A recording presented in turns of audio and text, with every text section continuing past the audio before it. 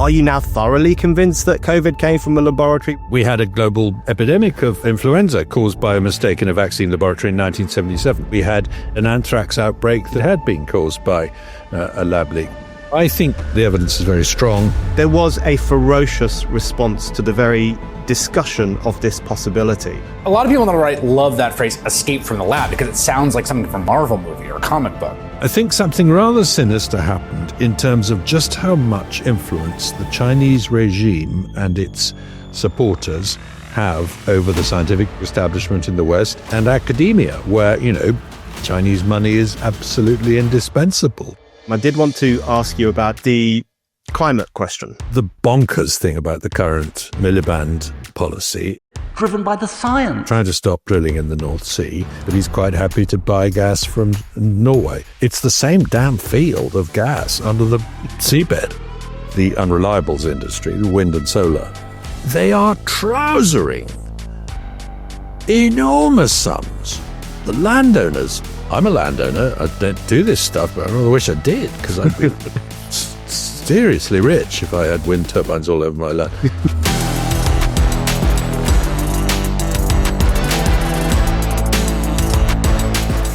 Hello, welcome back to the Brendan O'Neill Show with me, Brendan O'Neill, and my special guest this week, Matt Ridley. Matt, welcome to the show. Brendan, it's great to be back with you. It's always good to have you on. There are so many things I want to talk to you about. There are so many things going on in your field of expertise, or should I say fields of expertise. But I want to start off by asking you about an issue I have found myself growing more and more intrigued by, even if you might be tiring of it somewhat, because you've been talking about it nonstop for the past 5 years, which is the lab leak theory. I've always been interested in it. You and I have had discussions about it before on this podcast. Of course, I've read your excellent book that you wrote with Alina Chan. But more recently, I found myself just thinking, how on earth did this happen? And I just my mind's been blown by it in a way that it hadn't been previously. So I guess I'm going to just start off on that issue. And I guess just start off by asking you if you think things are changing, because it does seem to me that now even so-called respectable voices are saying, look, it probably came from a lab. Do you think there's been a shift in the culture in relation to this question? Well, my usual answer to that is no. There's been a significant shift in the culture of you, me, and everyone you meet in everyday life. But the culture that really matters here is the scientific establishment, because they're the ones who are doing the experiments that led to this, almost certainly, I would go so far as to say. And they're not, there's been less than no reflection on should we improve lab safety, with the exception of the incoming American administration, which has started to withdraw grants from some things. But, in the UK, there's no debate about this. There's nobody going around saying, should we perhaps review whether some of the experiments we've been doing are really wise?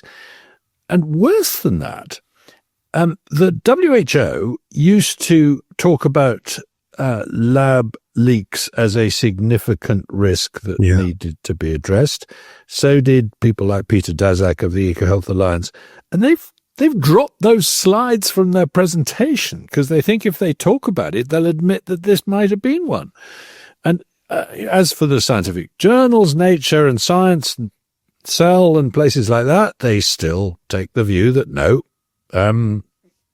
we've not seen any evidence, nothing to see here, that kind of thing. And we've had that experience. Alina and I and others have been trying to submit papers, and we used to get them rejected on the grounds that it was a nutty conspiracy theory. We now get them rejected on the grounds that, well, it's all old hat now. Nobody wants to hear about that.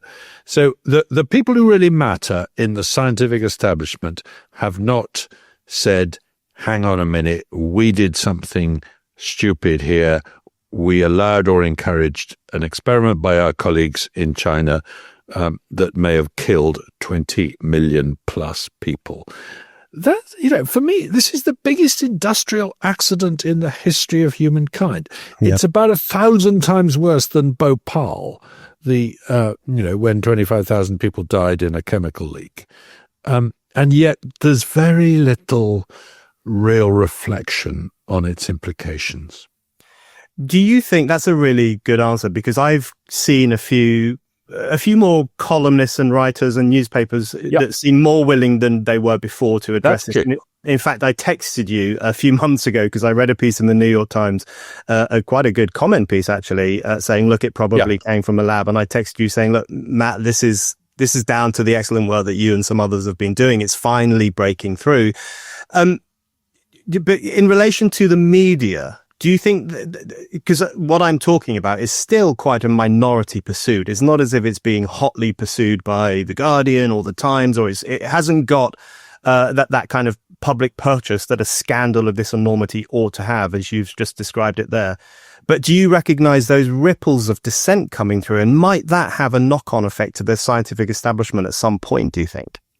Yes, I think that's absolutely right. And I think you've seen Jay Bhattacharya's appointment as head of the National Institutes of Health in America, and he's already made some announcements about cutting back on gain-of-function research of the kind that could have led to this. And he's appointed people like Bryce Nichols, etc., to help him. And Marty McCurry, who's head of the Food and Drug Administration, is likewise of the view that this probably started in a lab. So I think in America, things are changing in a policy way. And we understand that there's more information to come. But frankly, for the lab leak veterans, for the guys who've been in the trenches on this for 5 years, we're sort of wondering why Trump is not doing more to unleash what we know, because we think a lot of information could come out of US files. And you saw what Jay Bhattacharya is up against. He's head of the NIH. He gave a talk to the staff of the NIH, about 500 people, in which he said one of the issues that's important is how the pandemic began, and we have to take seriously the possibility, that's all he said, that it was a lab leak. And 24 people stood up and walked out of the room. That's what he's up against. So the blob can go on doing stuff when you and I and Tom, Dick and Harry in the media are saying something else. The blob is always quite a terrifying prospect, but when it comes to ignoring a scandal of this size and the possibility that it could happen again, that makes it a really terrifying prospect. You said there at the beginning, I know you and I have talked about this before, and I know you've answered this question many times, but I think it's worth revisiting it briefly. You said at the beginning that you're now pretty certain, it seems pretty certain that it came from a laboratory. So I just wondered if you could say something about how your percentages have changed in relation to that. Were you initially skeptical, and then of course you became a bit more convinced and you wrote your excellent book?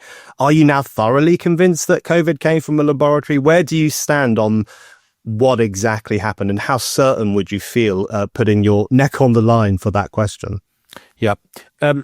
I began by saying a lab leak is very unlikely. Indeed, it can probably be ruled out. And I did that on the basis of reading a couple of scientific papers that I now know were frankly fraudulent. They were saying the opposite of what the authors of the papers thought at the time. We now know because we've seen their internal correspondence. So that's, I was deceived like everyone else.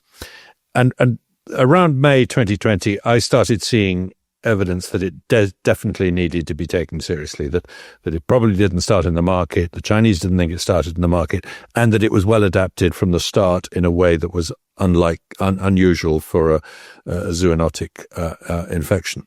And fairly soon after that, I teamed up with Alina Chan, and she had a similar view. We both thought, while we're writing this book, it'll probably emerge that it did happen naturally, and we'll be right to have raised the possibility, but it's all over. I would say we were both at 50-50, but she didn't like putting percentages on it at that point, nor did I, actually. It's a sort of strange way of thinking about this, but because it either did or it didn't, you know what I mean? Yeah. So by the time we'd published our book, we said, we've set out the evidence as to why it might have happened in the market, and we've set out the evidence as to why it might have happened in the lab. We're leaning towards the lab. Now, why did we say that? Because just before we finished the book, a really important document dropped called the Defuse Proposal, which was a blueprint for making exactly this kind of virus in exactly the right city at exactly the right time. Now, allegedly, we know that funding was that document wasn't funded. That proposal wasn't funded by the American Department of Defense, but we're pretty sure it was funded by the Chinese government at the same time. So the experiments almost certainly went ahead. So that document, plus the continuing drip of revelations about what did and didn't happen in Wuhan, the kind of research they were doing, the plans they had at the time, just became very, very strong. A year ago, I did a debate in New York with a virologist called Stephen Goldstein about this, and I laid out all the evidence I could, and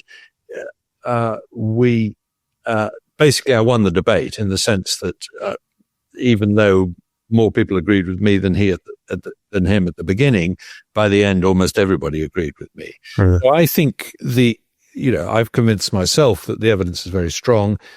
It's 5 years later, there's still no sign of an infected animal trader, infected food handler, a range of antibodies showing that people were infected early in a particular profession. All the things that you usually get in a zoonosis. So, almost certain is about as far as I'd go. I feel the same. As someone who's reading about it and observing it from a distance, I feel almost certain is a pretty good descriptor of how I approach the lab leak thing as well. But even if it was still 30%, even if it was unlikely but possible, it's so enormous in its implications that we should be discussing it and seeing what we do about it. Well, that's what I was going to ask you next, because you've written, including for Spiked, about the real COVID scandal, which is the fact that discussion about this was so feverishly discouraged and in some cases punished. The people got into hot water if they went online or if they said something in a public arena about the possibility that it came from a laboratory. It became a very hard thing to discuss. And I wanted to tease that out with you. I guess the first element to this is you mentioned there the World Health Organization and others who now don't even talk about lab leaks when they do public presentations, which to me is extraordinary because... Actually, sorry, just to jump in there, I slightly misspoke because the WHO did finally produce, after something like 5 years, their so-called SAGO report on this, which said it almost certainly didn't. No, it said it probably didn't come out of a lab, but it's a possibility. Right. Now, it was a pathetic report. I mean, as I said, if at the time, if ChatGPT had written that thing, I'd have, said this is pathetic. But it was written by 27 experts. Oh, wow. But at least the point is they couldn't say it definitely didn't come out of a lab. That's all you need to know. That in itself is fascinating and incredibly telling. But the thing that shocks me most about those who downplay not just this lab leak theory, but lab leaks in general, is the fact that this has happened before. Because I felt that one of the problems during the COVID lab leak discussion or controversy is that we were being gaslit so often that it felt like even the possibility of something leaking out of a laboratory was science fiction or a conspiracy theory. There's no way that could ever happen. But it has happened, and it may have happened here. We're pretty sure it did. And it may well happen in the future. I mean, these things happen, don't they? Absolutely. We had a global epidemic of influenza caused by a mistake in a vaccine laboratory in 1977. We had an anthrax outbreak that was where the lab was exonerated for about 10 years, and eventually it came out that, yes, it had been caused by a lab leak. We had a an outbreak of foot and mouth right next to the world's leading foot and mouth lab. And nobody said that's just a coincidence. Sure enough, it turned out that it was a lab leak.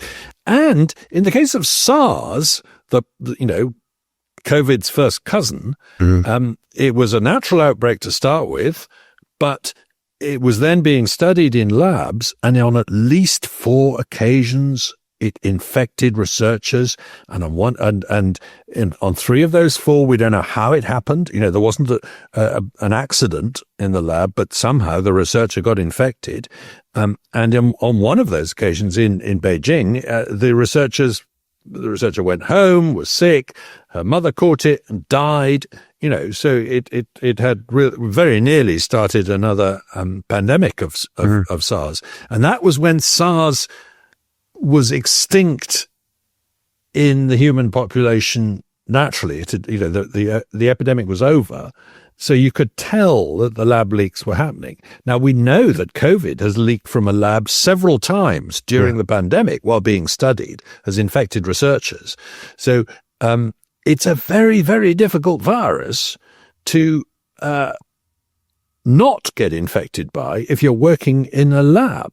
It's so infectious that if you're working on it, there's a very good chance you're going to get infected. And the work they were doing in Wuhan was being done at biosafety level 2 in many cases. Now that's just gloves and a mask. You're bound to get COVID if that's in the lab and you're working on it. If you've ever started your own business, you'll know just how tricky and time-consuming it can be. It's a bit like being a writer. There can be late nights, a never-ending to-do list, and responsibilities that, no matter what, fall squarely on you. Luckily, if you're starting a business or already have one, you can easily lighten the load and get all the support you need with Shopify. Shopify is the commerce platform launching millions of businesses around the world, from household names like Mattel and Gymshark to brands that are just getting started. It really is a game changer. The best thing about Shopify is how easy it makes getting started, regardless of your business experience. It helps you build a beautiful online store that's perfectly tailored to your brand, with hundreds of ready-to-use templates. You don't need any design experience at all. Shopify also comes with plenty of helpful AI tools. This can sharpen up every aspect of your business, like writing headlines and product descriptions, and even improving your photography. Of course, none of this is much good unless you get the word out there. And here, Shopify has your back too. You can easily create email and social media campaigns so your brand will be seen wherever your future customers are scrolling. Along with all of this, Shopify offers expert advice in all things business. Any questions you have, from shipping to returns, it's here to help with just about everything. So if you're ready to sell, then you're ready for Shopify. Turn your big business idea into cash with Shopify on your side.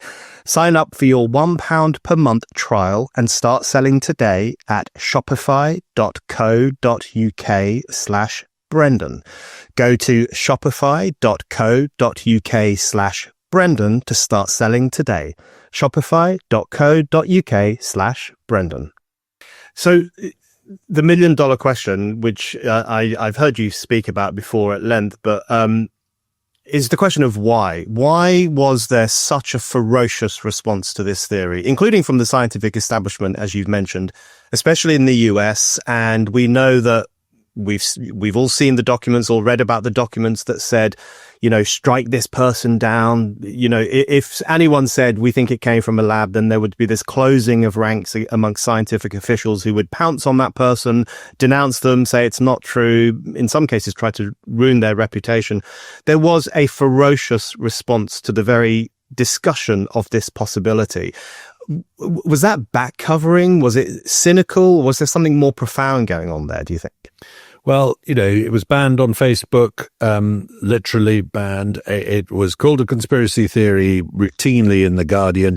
The BBC did its best to ignore it. It had one correspondent who was interested in it and couldn't quite shut him up, but that was all, et cetera, et cetera. So you're absolutely right. There was a sustained attempt to call this pseudoscientific conspiracy theory and shut it down.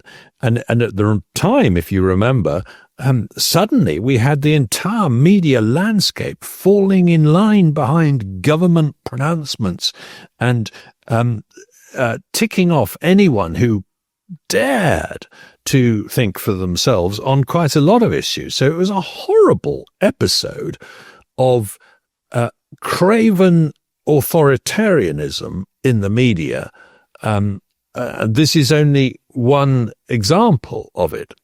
Now, there's half an excuse for that, which is that, yes, there were people going around saying Bill Gates caused this, or mobile phone masts caused this disease, or, there were genuinely idiotic theories out there.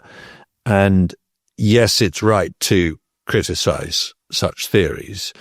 But to lump this possibility with that was not acceptable. And we now see that. Now, where did that come from? Well, a lot of it came from the scientific community, which did not want to admit this possibility because they thought it would reflect badly on science. In my view, that was a wrong calculation. They should have said, one or two of our rogue colleagues in China have done something stupid, and we are going to make absolutely sure that never happens again, but we're going to investigate this, but they didn't. They decided not to do that. And I had scientists calling me all the time in private saying, you're on the right lines, keep going, but I'm not going to say so in public because otherwise I'll never get a grant from the National Institutes of Health or the Wellcome Trust. What? I'm sorry, there's a blackmail operation going on here if that's the case. So the scientific establishment has a lot to answer for. But where were they getting this absolute determination to stick to this line? Partly from China. Remember, very early in the whole process, the Lancet published a letter organized by Peter Daszak saying it's outrageous how people are being horrid about our Chinese colleagues. It's racist, it's nasty. Now, at the time, this was very, very early in the pandemic, I hadn't read anything criticizing Chinese scientists. It turned out there were one or two very obscure articles out there, but I hadn't seen them. So I thought it was a strange overreaction.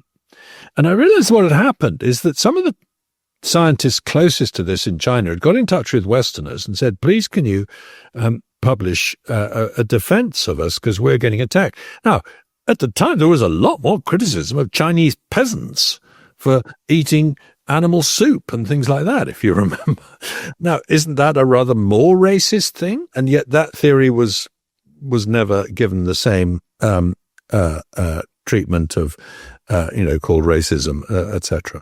So I think something rather sinister happened in terms of just how much influence the Chinese regime and its supporters have over the scientific journals, particularly, and the scientific establishment in the West and academia, where, Chinese money is absolutely indispensable to many universities now.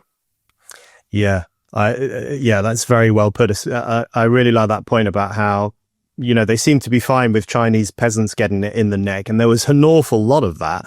But, God forbid that anyone criticize a Chinese laboratory or Chinese scientists. You mentioned the Trump administration already, and you feel like they're not doing enough, even though Jay Bhattacharya, who's excellent, I'm a big fan of Jay. He's now at the National Institutes of Health. I'm sure he'll do great work there. But what more do you think the Trump administration could do? The more I hear people say, release the Epstein files, I'm so bored of that story. I just think to myself, release the lab leak COVID-19 files. Tell us all the discussions that took place, because this is a real question involving real people, and it had real dramatic global consequences. So what do you think Trump could do to, put this discussion a bit further up the agenda, get the truth out there? There's certainly more they can do, isn't there? Well, there was an intriguing moment a few weeks ago when Kash Patel was on Joe Rogan, I think, and he said, we've just found Fauci's phone. He didn't quite put it like that, but there was, the implication was that they now had access to Anthony Fauci's internal or private communications during the time. Now, we've got lots of emails involving Fauci, but they all say things like, call me about this. I don't want to do it online. So it's clear that there is more to come. And the way he went from discussing this in private to ruling it out furiously in about 4 days is an interesting episode, and we need to get to the bottom of that. And he now, of course, says, I never ruled it out, but he did. He did his best to squash it. So that'll be interesting.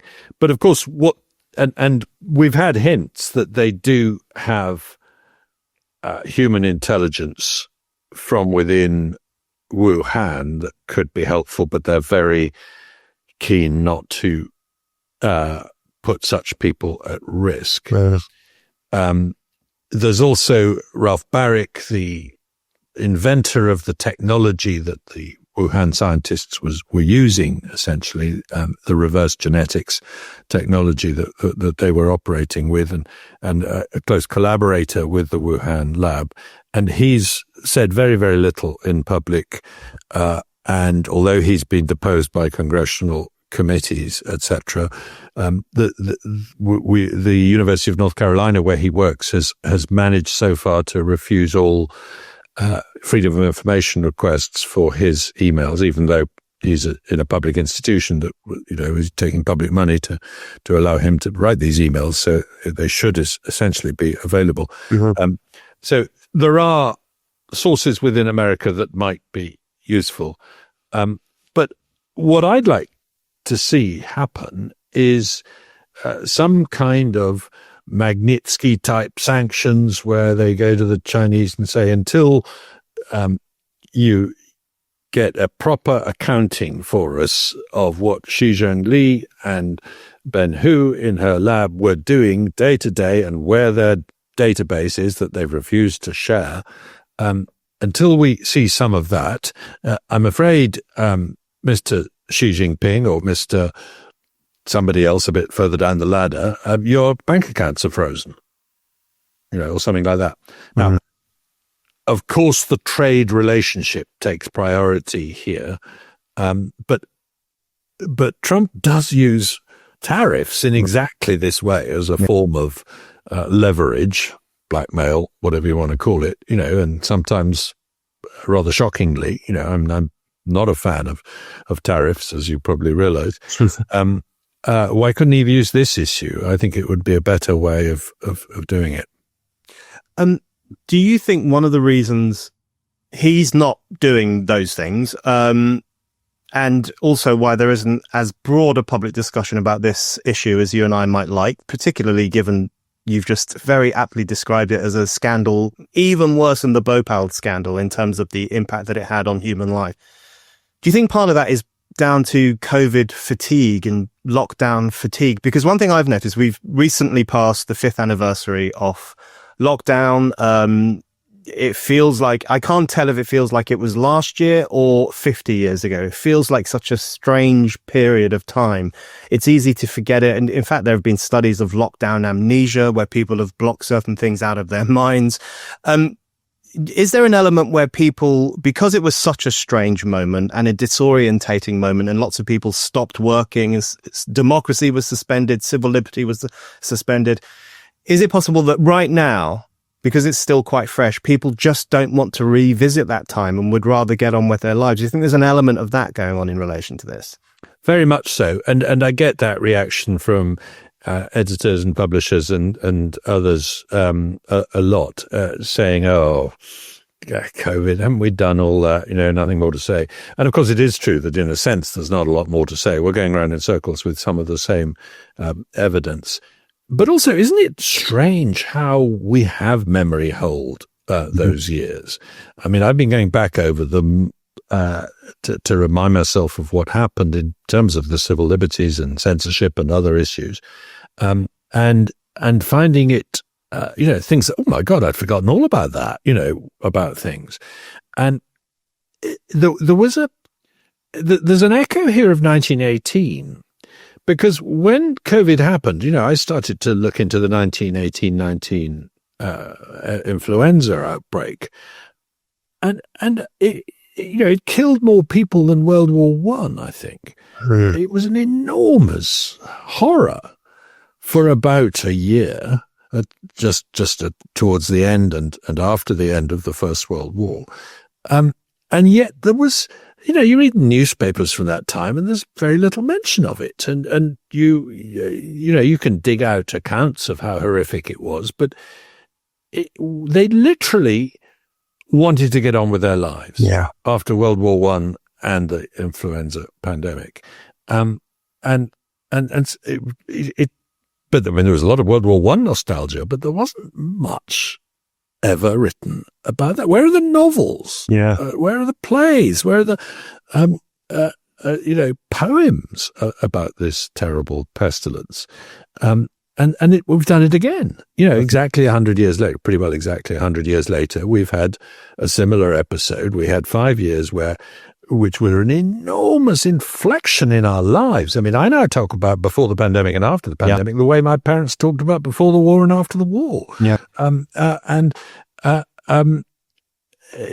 Yet somehow the years of the pandemic itself are just a strange gap rather than a horror in our memory. I have the exact same feeling about it. I read about that period and there are things I completely forgot. And even the things you kind of half remember, you can't believe how bad, the thing that always comes to my mind is when they dyed a lake black in the Peak District in order to discourage people from visiting it during lockdown. And whenever I think about that, I find myself thinking, did that really happen? Was that some kind of fever dream I had? But it did happen, and people forget that these things happened. A couple more things on the lab leak stuff. In relation to the science question, science is an issue very close to your heart.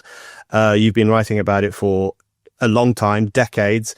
You said earlier that, one of the reasons that this discussion was discouraged so feverishly by the scientific establishment is they were worried about the knock-on effect it would have on science's reputation.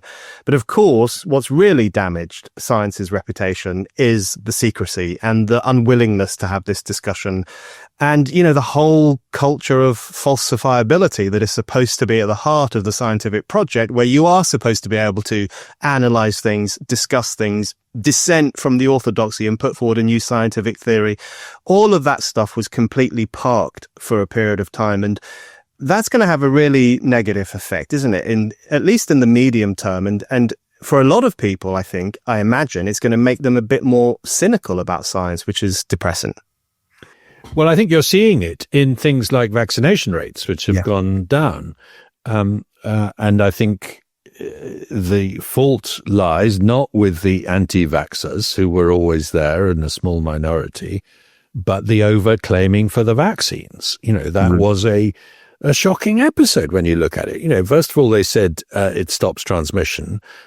And therefore we need things like vaccine passports where you have to have vaccination before you can go on a plane or you can get a job. And when it turned out, no, it doesn't stop transmission, they didn't say, oh, good point. Well, in that case, we need to rethink this. They plowed ahead anyway with a lot of these policies. And it's very clear, how did RFK Jr. go from a nutty, obscure blogger with a small audience to a massive New York Times bestseller with an enormous blog, bigger, I'm sorry to say, than yours, Brendan,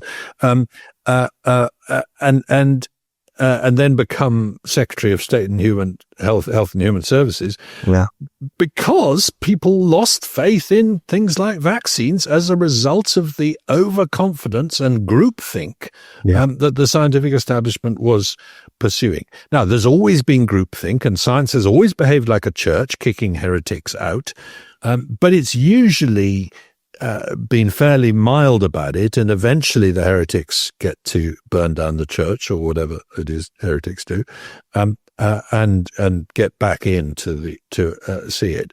But it's got much worse, and I think the monolithic funding of science, it all comes through one or two giant agencies like the National Institutes of Health or the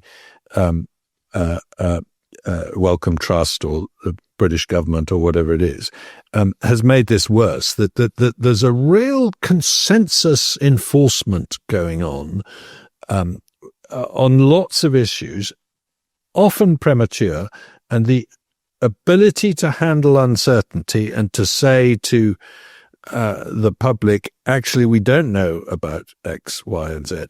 So just to take another example, Alzheimer's research. It is now becoming clear that for 20 or 30 years, if you didn't believe that the route to solving Alzheimer's was through the amyloid plaque hypothesis, you were kicked out as a heretic, essentially. You weren't allowed any funding, etc.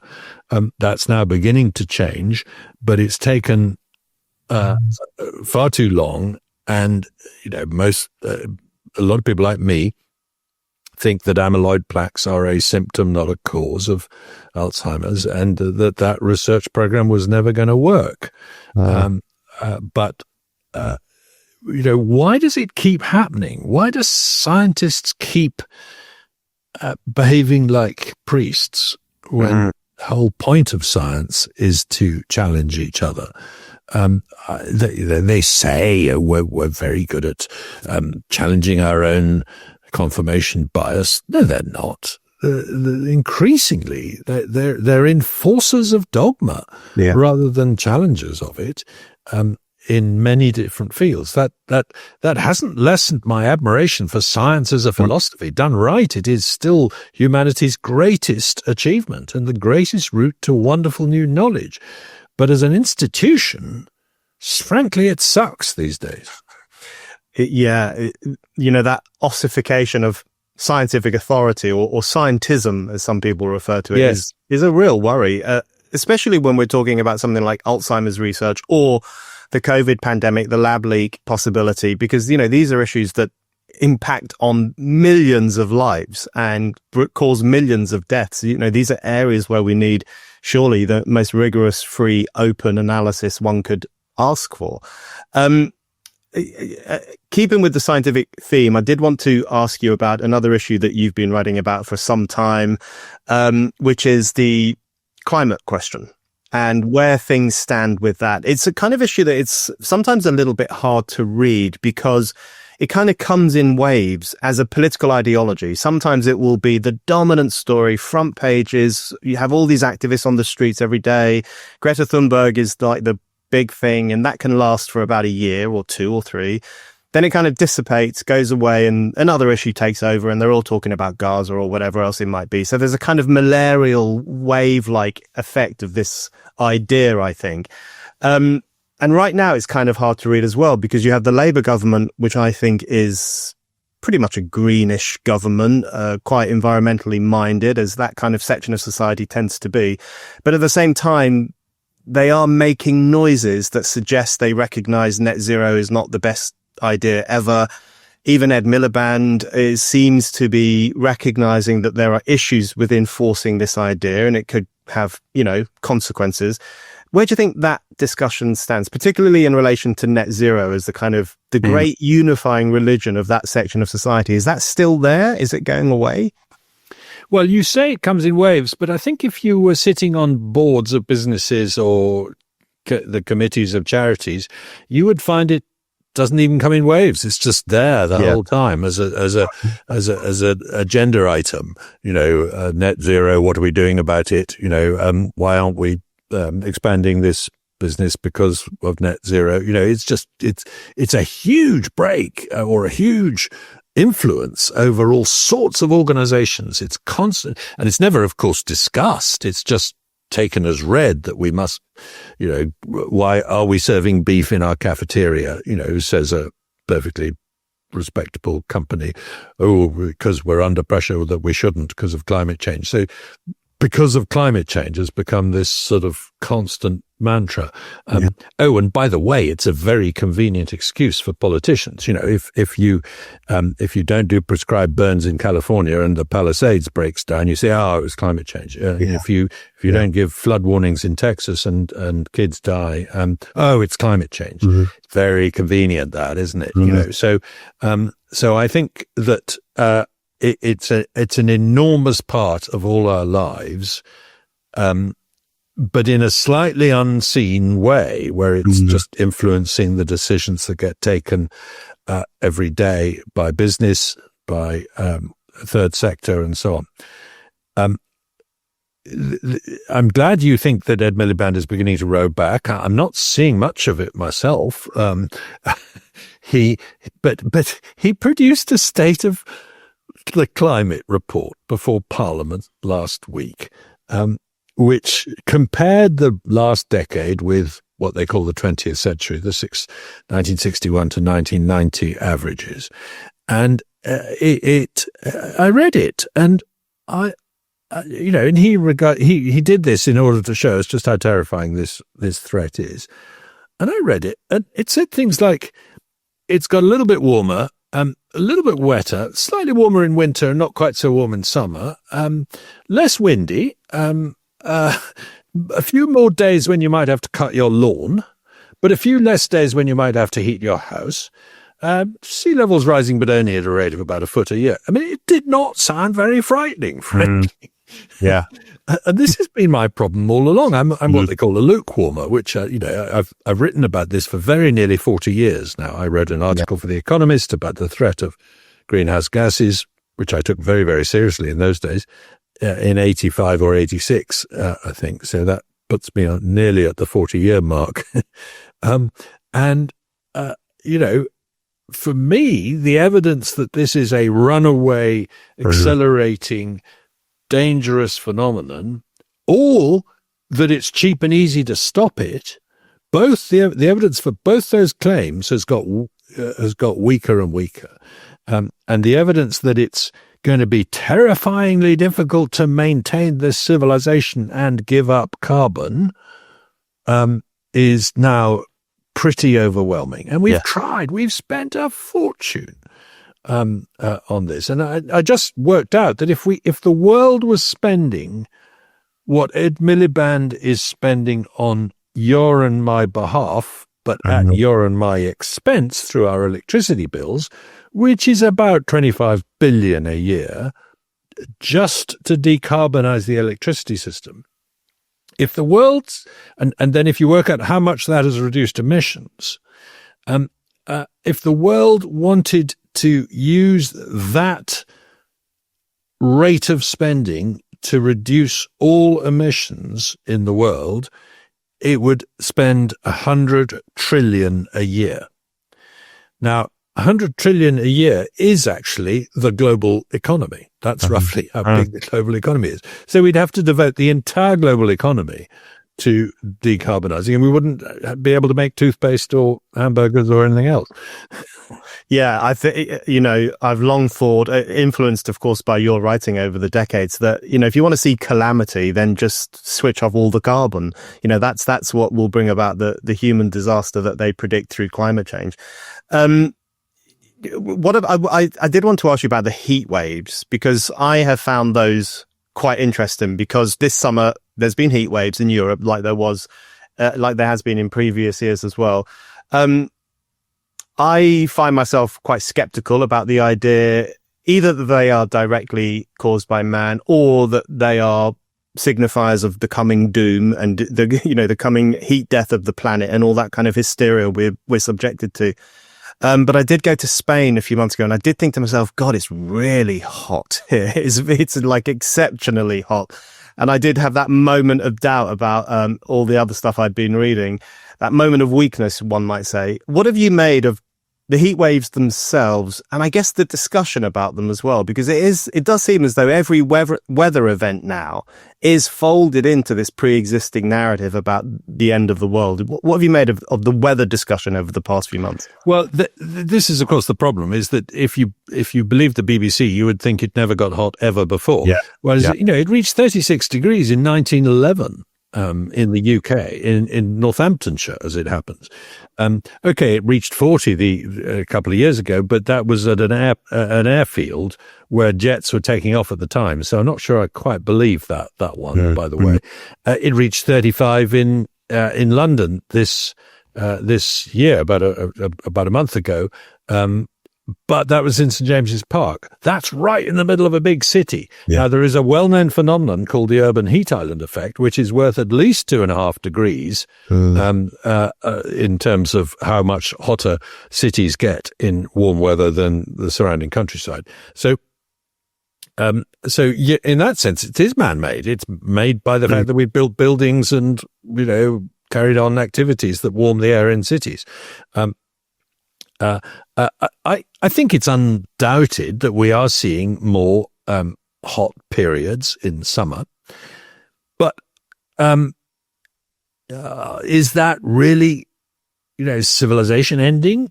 No. I mean, if London gets to 35, then it has to cope with weather that is quite routine in Madrid. If Madrid gets to 40, then it has to cope with weather that is routine in Dubai, and so on.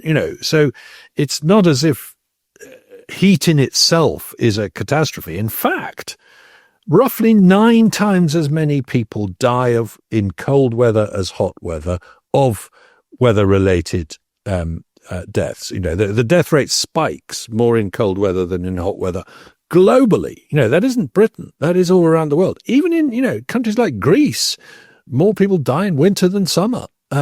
So, and by the way, greenhouse warming tends to warm winter more than it tends to warm summer. And so actually we're almost certainly seeing we can measure it, a reduction in weather-related deaths, because we're also seeing a massive reduction in deaths as a result of storms, floods and droughts. Why? Not because those have got more or less dangerous. Droughts have got slightly less common. Storms have not changed, and floods have probably got a bit more common. The reason that we're seeing far fewer people die is because we're better at forecasting them, we're better at sheltering people, we're better at transporting them, we're better at generally making sure that people don't die when a hurricane hits a country in a way that we used to be much more vulnerable. So adaptation, coping with a little bit of extra heat in the summer, a little bit less frost in the winter, i.e. by more air conditioning in a country like Britain, for example, is clearly the way to go. Whether or not this is man-made, I mean, as I say, I think it probably is, but, even if it wasn't, the climate does not stay still, so we do have to adapt to climate change, whatever happens. Yeah. Well, a couple of weeks ago, I was in a pub and everyone was eating a roast dinner and they were all sweating into their roast dinners. And I thought, what Britain needs is air conditioning. If we get more of that, like they have in New York and other places, we'll be fine. Where do you think the climate technocracy stands, or the climatocracy, if that's not too ridiculous a word? The kind of global, I guess the global enforcers of this, the people who organize the UN conferences, the people who issue those statements, the people who draft the Paris Agreement, which I've never quite understood what the purpose of the Paris Agreement is. It seems to have very little purpose. Because of Trump is once again in his second administration standing up to those people or tussling with them, having arguments, pulling out of the Paris and so on. Do those global institutions carry much weight anymore? Apart from amongst those kind of influential sections of society who go to all these conferences, who issue these statements, but nothing really comes of them. How much of an impact do you think they have on day-to-day politics, day-to-day life? I think the process of summits to have giant talking shops about this is slowly dying. Yeah. An enormous number of people still go to them, but the last one really was a farce, the one in Baku, partly because the host used it to lambast the European Union and others for not supporting his oil industry. But also because Keir Starmer was, I think, the only head of state of a major country who turned up. Whereas 15 years ago you had Obama and Xi Jinping, maybe, I don't know, those kind of people, there in the room at the time. So the ridiculous farce that the feeding frenzy that is that process, the writing of the 5-yearly climate assessments, which became more and more political and less scientific, particularly the summary for policymakers, is pretty badly discredited, etc. So there's good climate scientists working in academia. There's good energy policy people working in business. There are some reasonable people in governments working on things that could help, fusion power, new kinds of nuclear, etc., are, I think, going to make a difference. But what's really happened in this country is that the whole thing has become identified with the unreliables industry, wind and solar, as I don't call them renewables because, hydro and things are renewables. It's the unreliables is the feature of those two, because you can't rely on them for power when you need it. And they are trousering enormous sums. The landowners, I'm a landowner, I don't do this stuff, but I rather wish I did, because I'd be seriously rich if I had wind turbines all over my land. The regressive nature of this industry in terms of sluicing money from the poor to the rich, because it comes off electricity bills, is for me the really shocking aspect of this.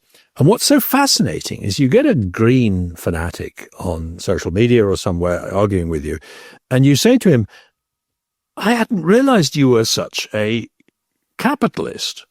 You really love giving government subsidy to big business, don't you? And they go, oh, don't be so stupid. Of course I don't. But that is actually what's going on here. They've embraced this one industry, which is an extremely capitalist industry with a lot of fundraising and a lot of people taking 2% and 10% along the way, if you like. And, if the Royal Society for the Protection of Birds were to be honest about just how many seabirds and raptors and other birds are being killed by wind turbines, they suddenly would lose a large income here. So cherchez la money here. What is changing, of course, is that in America, that crony capitalist fund flow is being shut off quite rapidly. Chris Wright, who's an old friend of mine, is the energy secretary, and he is making a series of announcements that basically says if you've been making your living out of either renewables or climate, the game's over. Now, that will have its effect because, yes, of course, private foundations will step in to some degree, but I think you will see, if the money dries up in some of these sectors and industries, then it will make a difference. Okay, so just a couple more quick questions for you. On this issue, the green thing, Trump famously said, drill, baby, drill. And I don't like everything Trump says, of course, but I did quite like that. And, there's still the phenomenon of China. There's the BRICS countries. There are countries that are progressing and developing, even if it kind of offends and horrifies green activists in the kind of post-industrial comfortable West. So is it possible that the climate change idea, the net zero ideology will just at some point be swept aside by the necessity of progress, by the fact that humanity needs to do certain things in order to sustain life for 8 billion people, and by the way, to improve it for billions of those people who currently live in extreme poverty? Will that kind of necessity wash away the ideology at some point?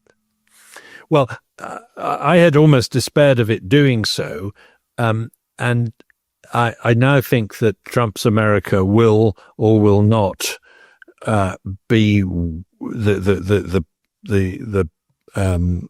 test of this. That if the America goes off booming because it's got cheap energy, which it does have, and which it is on the whole doing, and if you think that, UK GDP and US GDP per capita were pretty similar in the early 2000s. We weren't far behind them.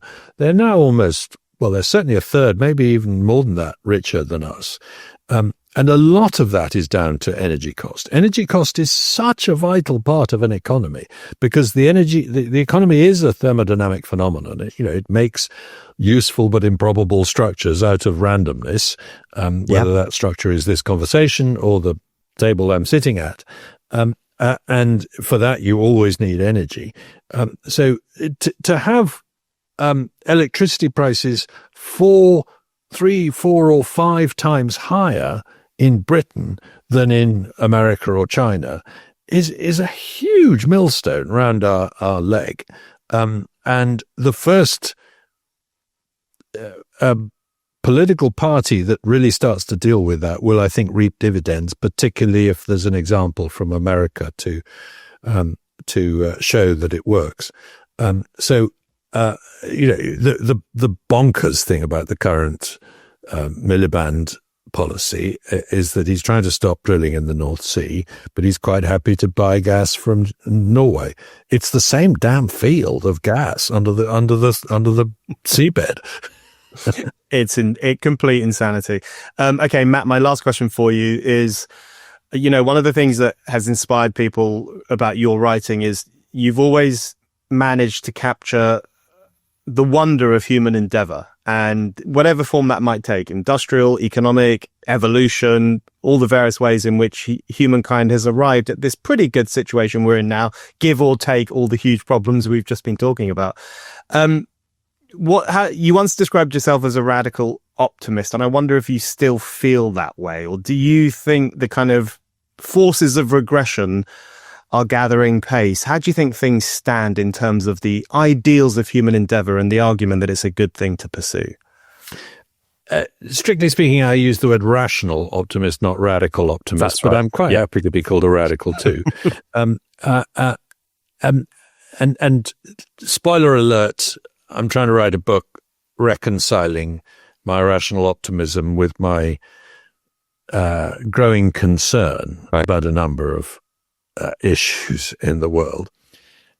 I think that my grandchildren, if I ever have any, will be better off than I am. I think that'll be true globally, but also within the UK. I think it's impossible to stop the improvement of their lives that comes from technology and innovation mainly. But I think there are forces ranged against the innovation that delivers that prosperity, which I don't think they're going to win, but I think they're going to slow it down dramatically. There's a graph I'm particularly fascinated by, produced by the people who do economic scenarios for the Intergovernmental Panel on Climate Change. And it shows 5 scenarios of where GDP per capita might get to globally by the end of this century. And one of them, called SSB 5, has the average person on the planet about 10 times as rich in 2100 as today. That's a world in which they describe free markets, innovation, openness to new ideas, enormous amounts of fossil fuel energy, no focus on climate change, etc., etc. If we're 10 times as rich, we can blimmin' well afford some air conditioning and all that kind of thing. The point is, that's the prize, to make Nigerians and Bangladeshis 10 times as rich as they are today. Think of that. Think how wonderful that would be. And we're jolly well going to prevent it. We're going to have bad policies that make sure that they're probably only 1 or 2 or 3 times as rich, which is still good, but it's nothing like what it could be.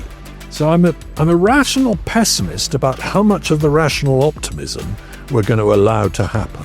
Matt, thank you very much.